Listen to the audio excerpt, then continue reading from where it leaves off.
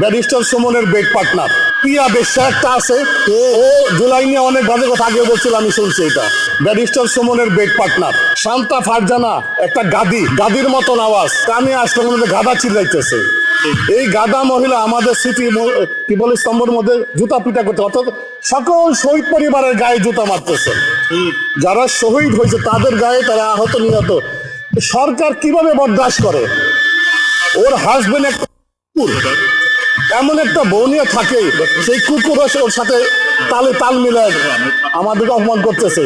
সরকার কিছু কয়েকটা মানুষ, আবার একটা আছে যে নায়িকা টিটার নাম মাহিয়া মাহি, একটা নোংরা মহিলা, একেবারে নোংরা, একটা গান্দা, একটা যে জুতা কাপড় তার চেয়ে তো নোংরা, খালি চামড়া সাদা। ওই হারাম জাতীয় ওইখানে এসে কথা বলে, আমাদেরকে নিয়ে বাজে কথা বলে। এটা জনাব তারেক রহমান সাহেব, তার প্রশাসন কিভাবে সহ্য করে? তারাও তো এই জুলাইতে আন্দোলন করছে না, সবাই করছে, তাদের গায়ে লাগে না? তারা কেন চুপ থাকে? তাদের জন্য তো এরা সাহস পায়। তাহলে 4-5টা লোক সারা বাংলাদেশের মধ্যে আমাদের বিরুদ্ধে এত 18-19 কোটি লোকের গায়ে জুতা মারবে, আর এই 4-5টা লোকের বিচার করা যাবে না? কার সাহসে, কার শক্তি নিয়ে? ওদের পিছনে কিছু আমলা আছে, কিছু বড় বড় পুলিশ প্রশাসন আছে, কি সরকারের যেতে বড় কে আছে? স্বরাষ্ট্রমন্ত্রী চোখে দেখে না? ওই যে একটা আছে না, কি বলে আইন মতো কি, ওই যে চালকম বলে, সালামের মধ্যে চালকম বলছে, ওই আইনপত্র কি প্রতিমন্ত্রী ববি হাজাতি নাকি, আগে বলতো সালামের জায়গায় চালকম, এটাই ভাইরাল।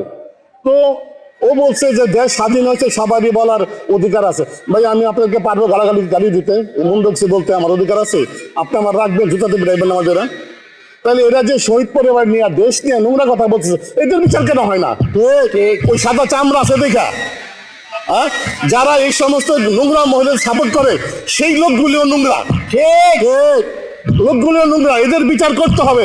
যদি বিচার না করে তারেক রহমান সাহেব, আমরা রাস্তায় নামবো। কিন্তু আমরা বারবার আমাদেরকে অপমান করবে, শহীদ পরিবারকে অপমান করবে, সহ্য করবো না। তারেক রহমান সাহেব সহ্য হতে পারে, উনি বলতেছে যে আমার উপরে যে অত্যাচার করছে আমি এটা বদলা নিব না, কথা একটাই, বদলা নিব না।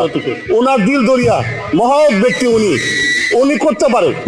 কিন্তু আমাদের দেশ নেত্রী জিয়াউর রহমান যাকে হত্যা করছে, তাদের বিচার আমরা চাই। উনি ইচ্ছা করে সবার বিচার মাফ করতে পারে না।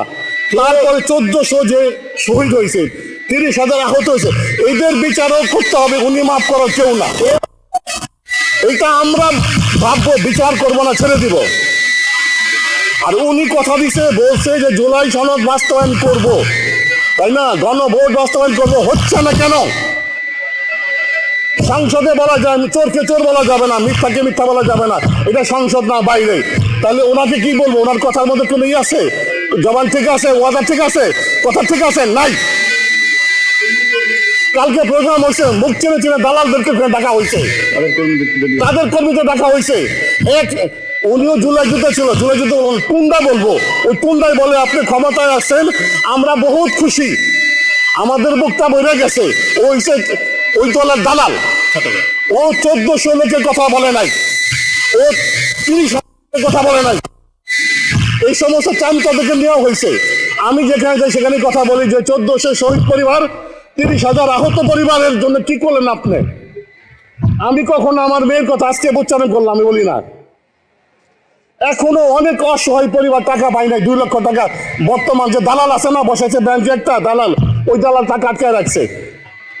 আরো সরকার অনেক অসহায় পরিবারের, আমিও তো সেই ভাতার পয়সা দিয়ে হচ্ছিল, আমার ইনকাম নাই, কিন্তু আমার চেয়ে তো গরিব লোক আছে। কি করতেছে সরকার? কিছুই করতেছে না।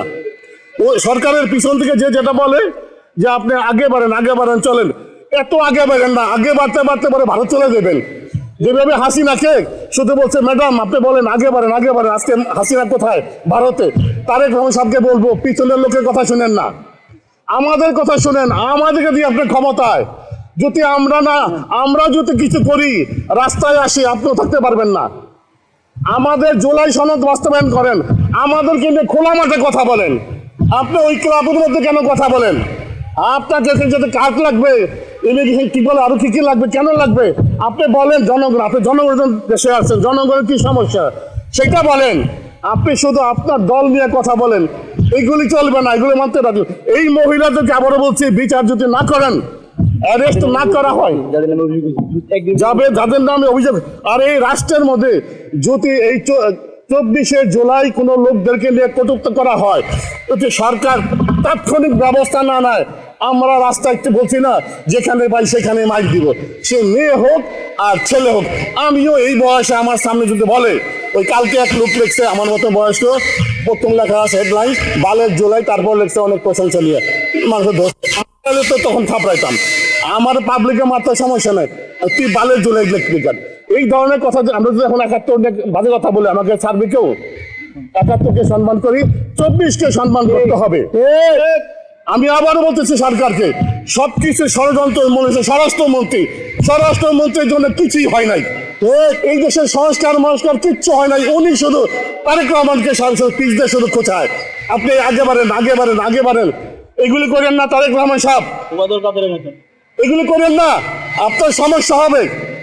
আপনি জনগণের কথা শুনেন, রাস্তায় আসেন, আপনার ভয় নাই। ওই 4-5টা বাইজির কথায় আপনার কি যায় আসে না, 4-5টা টক শোতে কথা বলে ওদের কথা চলেন না আপনি, ওরা ভারতের দল। আরেকটা কথা বলি, ফসলে ধানের জমিতে গর্তের নিচে ইঁদুর রেখে মুখ বন্ধ করলে সেই শস্যকে সংরক্ষণ দেওয়া যায় না। নিচের থেকে যারা ইঁদুর আছে ওদেরকে টাই না বাইর করে খাঁচায় ঢুকান। রাষ্ট্র ভালো চালাইতে হইলে এই দেশদ্রোহী যারা আছে, দেশের বিরুদ্ধে যারা কথা বলে, যারা ভারতের পক্ষে কথা বলে, তাদেরকে অ্যারেস্ট করেন, জেলে ঢুকান, না হলে আপনার সমস্যা আছে। আপনাকে ছাড়বে না এরা, আপনাকে ছাড়বে না। আমি সত্য কথা বলি, কারণ আমি সাধারণ নাগরিক, আমি বলতে পারি। আমি জানি মানুষ এখনো বলে এই তারেক বেশি দিন টিকবে না, আমরা এটা চাই না।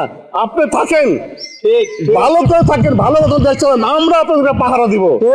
সত্য কথা বললাম, বিএনপির লোকজন এখনো বলে এই তারেক টিকবে না, কারণ আপনি পিছিয়ে লোকের কথা বলেন, আপনি এমনি বলেন খোঁচায়, ওই খোঁচায় আপনার ভারতে পাঠাই দিবে। আর এই লোকগুলি টাকা কামাইয়া চলে যাবে, আপনি বিপদে পড়বেন। তাহলে আপনাদের মাধ্যমে যেন ওনার কাছে আমার এই কথাটা যায়। এইগুলি আমরা যে সাধারণ জনগণ বুঝি, মানুষ আপনাদের কি গবেষণা করে। সংসদ আর বাহির এক জিনিস না, বুদ্ধিজীবী আর সাধারণ লোক এক জিনিস না। বুদ্ধিজীবী সাধারণ লোক কোটি কোটি, এদেরকে নিয়ে আপনার রাষ্ট্র। অতএব আমাদের কথা শুনেন, তাহলে আপনি ঠিক থাকতে পারবেন। আর এদেরকে অ্যারেস্ট করবেন, তাহলে বুঝবো যে না, আপনি আমাদের পক্ষে আছেন।